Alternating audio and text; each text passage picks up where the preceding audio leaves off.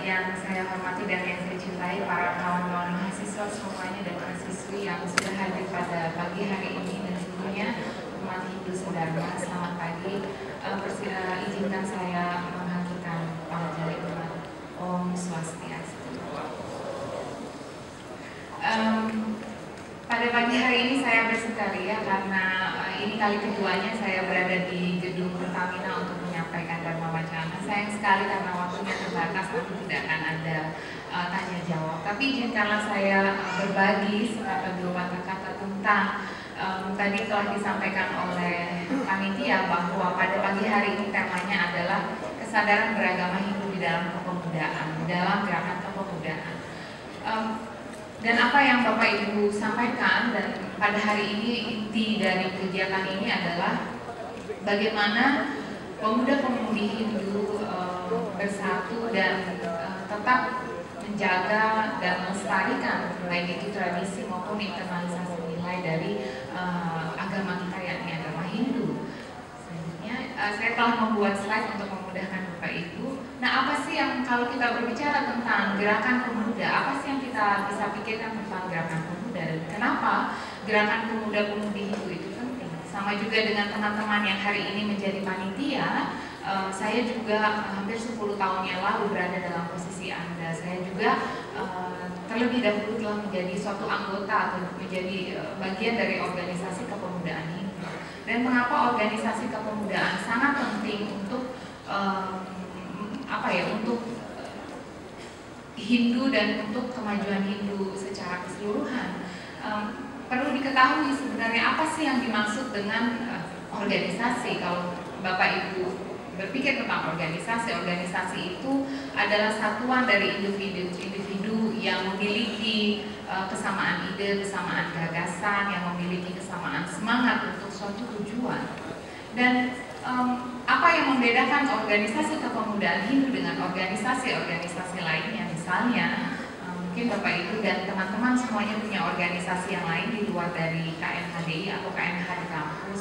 Ada organisasi yang senang berfilsafat, ada organisasi yang senang berdiskusi tentang macam-macam hal. Tapi apa yang membuat organisasi ini menjadi istimewa adalah organisasi ini bergerak dan bekerja untuk suatu tujuan, yakni melakukan dharma dan menyebarkan berita tentang dharma. Dan ini yang saya rasa paling penting.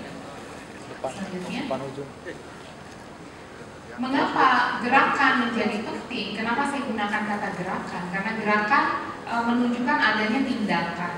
Bila di dalam organisasi atau bila di dalam suatu bagian dari kepemudaan hanya berada pada tataran gagasan saja, maka tidak akan ada berkembang menjadi suatu tindakan. Dan mengapa saya gunakan kata gerakan? Karena memang harus pemuda-pemudi yang bergerak.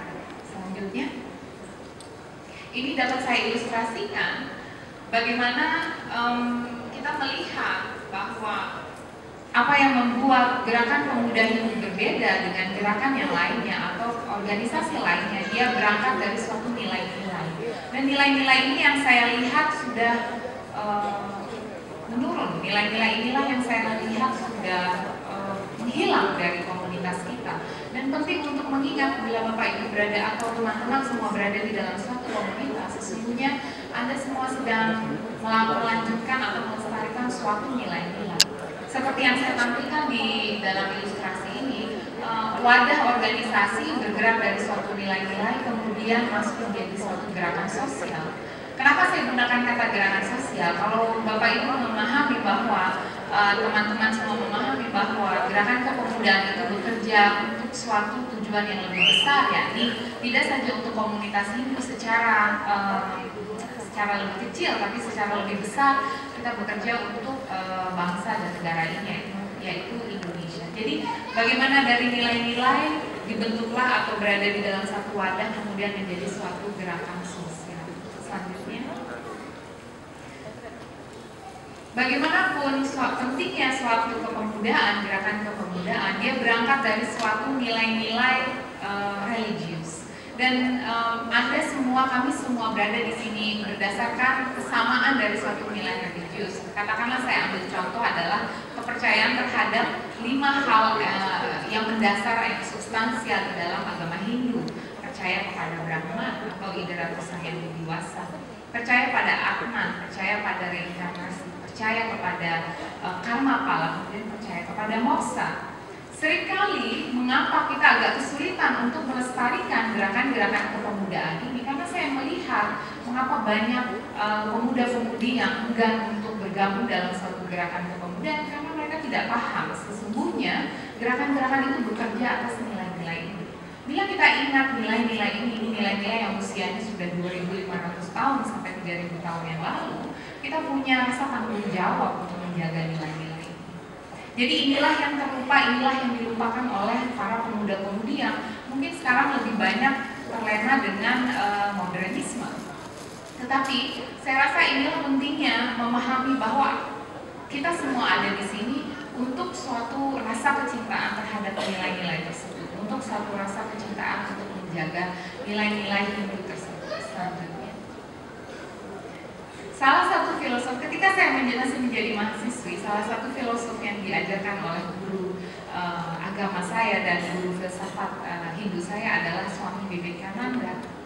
Dan sangat sayang sekali, saya rasa tidak semua orang mengenal Swami Vivekananda, tidak semua orang memahami pemahaman Swami Vivekananda, walaupun pada abad kontemporer Swami Vivekananda memberikan kontribusi yang besar untuk kemajuan Hindu secara global. Karena ialah yang pertama kali mengatakan bahwa Hindu itu bukan hanya untuk orang-orang Hindu, tetapi Hindu itu untuk dunia. Swami Vivekananda, ia memiliki suatu gagasan. Bagaimana caranya saya menyampaikan ajaran-ajaran di dalam Weda yang begitu sulit, begitu rumit, dan bisa saya sederhanakan untuk saya tampilkan atau saya suguhkan untuk masyarakat umum. Di kala itu, Swami Vivekananda muncul di masa-masa pra-kemerdekaan India hingga sampai nantinya kemerdekaan India. Dan gagasannya sangat penting karena ia bagian dari satu aliran bernama Vedanta. Dan Vedanta itu salah satu aliran yang sampai sekarang masih bertahan di dunia, yaitu aliran yang membahas tentang segi filosofis dari Weda atau bagian Upanishad dari Weda. Salah satu filosof, jadi kita melihat sebelum Swami Vivekananda ada salah satu filosof lagi di masa klasik bernama Sankara. Dan Sankara itu usianya sudah hampir, usia filsafatnya hampir 1.700-2.000 tahun yang lalu. Dan Swami Vivekananda di masa itu dia berpikir bagaimana saya menjelaskan gagasan-gagasan dari Sankara yang banyak ia serap dari Upanishad atau dari Weda, bagaimana menyederhanakan itu dan menampilkannya kepada masyarakat. Saya rasa semangat yang disampaikan oleh Swami Vivekananda perlu kita ingat. Kita semua, siapapun Bapak Ibu, teman-teman semuanya yang bekerja di dalam lini profesi masyarakat yang begitu berbeda-beda, patut mengingat bahwa tujuan utamanya adalah bagaimana kita menggunakan ajaran-ajaran Weda dan kita terapkan pada keseharian kita. Selanjutnya, ini adalah salah satu kutipan yang sangat saya senangi dari kata Upanishad. Kata Upanishad ada di dalam bagian Weda kita. Dia katakan, Bapak Ibu bisa baca, Utistata Jagrata Prapya Warani Bodhata.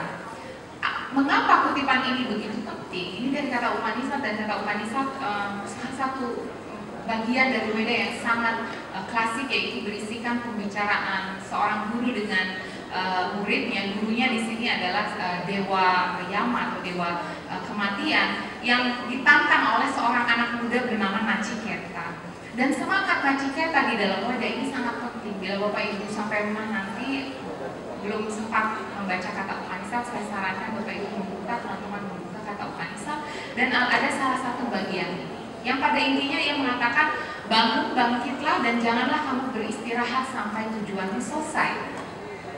Apa yang diwakilkan oleh Nachiketa adalah seorang anak muda yang mempertanyakan otoritas agama di masa itu. Dia mempertanyakan, dia berdialog dengan bapaknya, dia bertanya, ayah, mengapa saya harus melakukan yatnya? Ayah, mengapa saya harus melakukan kurban? Apa substansi dari kurban? Apa substansi dari menjalani suatu spiritualitas? Apa pentingnya suatu spiritualitas? Dan sesungguhnya internalisasi nilai dan rasa kita memiliki nilai itu berawal dari kita punya rasa kritis. Dan pemuda-pemudi seharusnya memiliki kekritisan, baik itu terhadap cara kita hidup sosial budaya kita maupun agama kita sendiri. Dan ini tercermin di dalam semangat Nachiketa, bahwa Nachiketa adalah seorang anak yang sangat kritis. Dia katakan bahwa bila Sankara 2000 tahun yang lalu, 1700 tahun yang lalu dia mengatakan kata Utistata dan Jagrata ia gunakan untuk secara sangat filosofis sangat berat ya. Dia katakan bahwa bagaimana kita membangun kesadaran untuk mencapai suatu pencerahan. Ada kesulitan yang kita temui ketika Bapak Ibu dan teman-teman harus membaca Weda. Saya tanyakan kepada para hadirin yang pagi hari ini hadir supaya tetap semangat belajar filsafatnya. Apakah teman-teman atau Bapak Ibu semuanya sering membaca Weda? Yang jujur dong, yang jujur.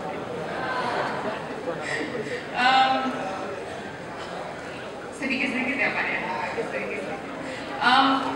Inilah yang saya rasa kesulitannya dengan membaca Weda, dan saya punya semacam formulasi untuk mengatasi permasalahan itu. Bila kata Utistata Jagrata itu menjadi sesuatu yang sangat susah dipahami, bangkit, bangun dan sadarlah.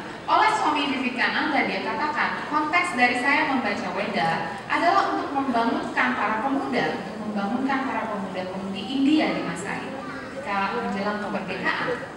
Jadi kita melihat agama, nilai-nilai agama menjadi semacam semangat, menjadi energi untuk suatu pembaruan, untuk suatu perjuangan.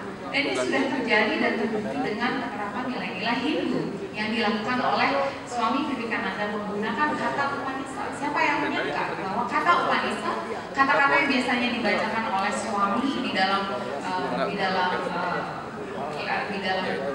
pura atau di dalam rumah ibadah, tetapi bisa juga dijadikan suatu pengikat untuk gerakan sosial. Saya rasa ini tantangannya untuk teman-teman pemuda-pemudi Hindu. Inilah yang saya titipkan kepada pemuda-pemudi Hindu kita.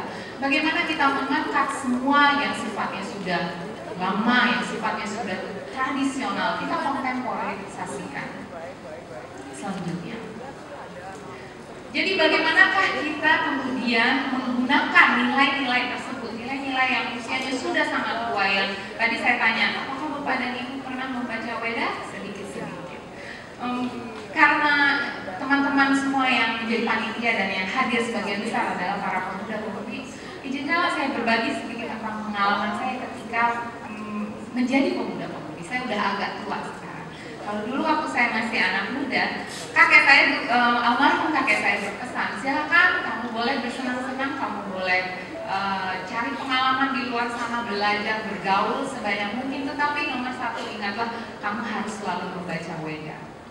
Jadi Bapak Ibu, saya bukan orang yang paling penurut ketika masih kecil. Guru agama saya itu suka kewalahan karena saya suka bertanya.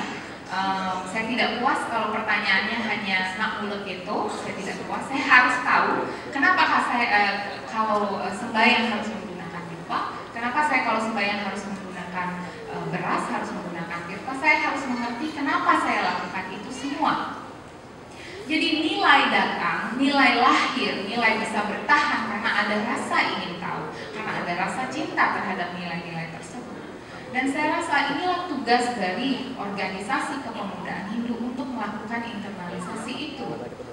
Tapi kita nggak usah susah-susah. Kalau tadi dibilang Bapak Ibu dan teman-teman membaca Weda itu rumit, bisakah kita melakukan internalisasi dengan cara yang berbeda? Selanjutnya, tadi kita sudah saksikan bersama-sama bagaimana adik-adik kita melakukan pertunjukan tari janger. Tadi di awal yang sebelum tari janger itu ada berpantun ya, lucu sekali ya pantunnya.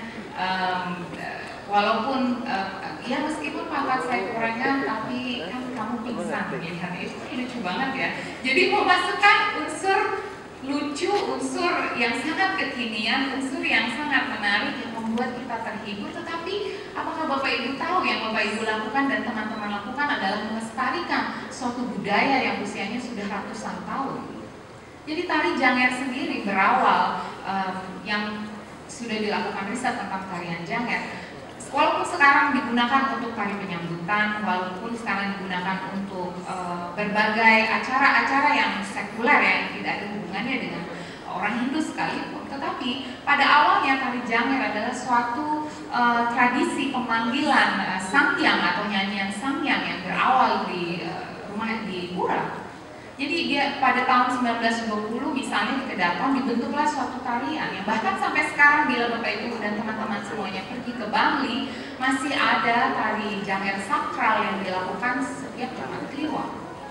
Jadi secara tidak disadari kita sedang melakukan internalisasi nilai itu. Apa saja nilai-nilai di balik Janger? Tentunya kata-kata di nyanyian Samyang sangat berbeda dengan tadi kata-kata goda-godaan antara anak muda itu. Tapi intinya kita sedang melakukan pelestarian terhadap budaya yang usianya sudah sangat. Dan bagaimana ini bisa terjadi tidak luput dari kerja para pemuda-pemudi. Bila pemuda-pemudinya tidak bekerja, bila pemuda-pemudinya tidak ada rasa ikatan tanggung jawab untuk melakukan regenerasi, maka dengan sendirinya lah nilai-nilai ini akan punah. Dan nilai-nilai akan sangat mudah sekali punah apabila misalnya Bapak Ibu, teman-teman kita hidup di kota besar seperti Jakarta, berbagai nilai, berbagai paham, berbagai ideologi berpapasan tiap hari. Bila Bapak Ibu tidak memiliki rasa, teman-teman tidak memiliki rasa cinta dan rasa ikatan terhadap nilai tersebut, umumnya dia akan musnah dengan sendiri. Itulah yang membuat saya yakin dan kenapa sampai saya di usia saya yang 30 tahun ini, hampir setiap hari saya selalu mengatakan pada diri saya sendiri, sempatkan membaca Weda walaupun itu hanya 15-20 menit saja, karena saya tidak ingin nilai-nilai itu hilang. Selanjutnya, Bapak Ibu bisa membaca, teman-teman bisa membaca, di sini adalah kutipan yang dikatakan oleh Swami Vivekananda dalam suatu nasihat yang dia sampaikan kepada para pemuda di Bengal. Dia katakan, bangun, bangkitlah, sekaranglah waktunya kita untuk maju, untuk membangun negara ini. Dan dia menggunakan kata abi, yaitu keberanian. Dan butuh keberanian, butuh kepedulian untuk teman-teman bisa menyelenggarakan acara seperti ini. Tetapi ada baiknya penyelenggaraan acara seperti Dharma Santi yang terjadi hanya setahun sekali, ada baiknya bila dilengkapi dengan kepedulian para pemuda-pemudi Hindu di dalam komunitas kampusnya secara lebih reguler. Karena nilai-nilai lagi-lagi tidak bisa secara serta-merta diberikan kepada suatu generasi, tapi harus ada internalisasi selanjutnya. Nilai menjadi tindakan, inilah yang terpenting tadi saya sudah sampaikan Bapak Ibu dan teman-teman semuanya. Bagaimana kita membuat gagasan-gagasan, bagaimana kita mengangkat dari teks-teks baik itu Dharma Sastra, baik dari Weda Sruti maupun seperti kita, bagaimana kita menerapkan nilai-nilai itu dan menjadikannya tindakan. Dari tindakan kemudian yang terpenting adalah dijadikan suatu kebiasaan. Saya membuat semacam bagan sederhana bagaimana teman-teman semua bisa mengembangkan organisasi kepemudaan. Saya melihat ada 3 peran penting dari suatu KMH di kampus, yaitu sebagai wadah spiritual, di mana Anda melakukan Weda Wakya, melakukan diskusi tentang Weda, melakukan internalisasi terhadap adat istiadat tradisi dan lain sebagainya. Kemudian ada kegiatan kemanusiaan, dan yang terakhir adalah tetap saya sampaikan, bila kita menyadari kita hidup sebangsa dan setanah air di Indonesia, kita sadari bahwa pesan yang lebih besar adalah bagaimana kita berkontribusi untuk bangsa kita, selain untuk komunitas kita, komunitas hidup. Selanjutnya.